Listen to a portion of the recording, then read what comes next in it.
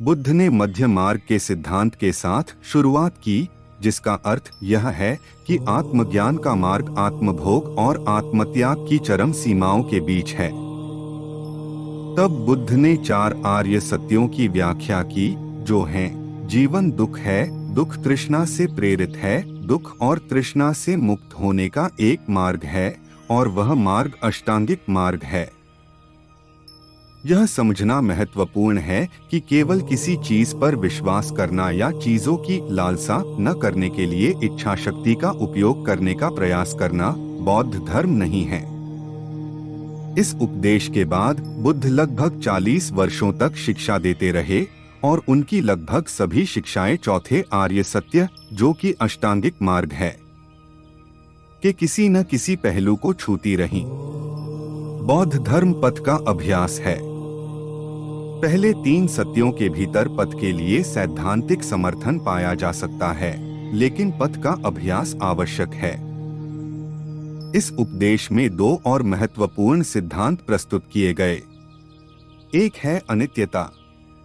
बुद्ध ने कहा, सभी घटनाएं अनित्य हैं। दूसरी तरह से कहें तो जो कुछ भी शुरू होता है उसका अंत भी होता है। जीवन के असंतोषजनक होने का यह एक बड़ा कारण है।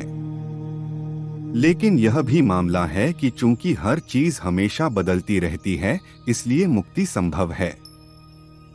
इस प्रथम उपदेश में जिस अन्य महत्वपूर्ण सिद्धांत पर चर्चा की गई वह है प्रतीत्य समुत्पाद। इस सिद्धांत को बाद के उपदेशों में विस्तार से समझाया जाएगा।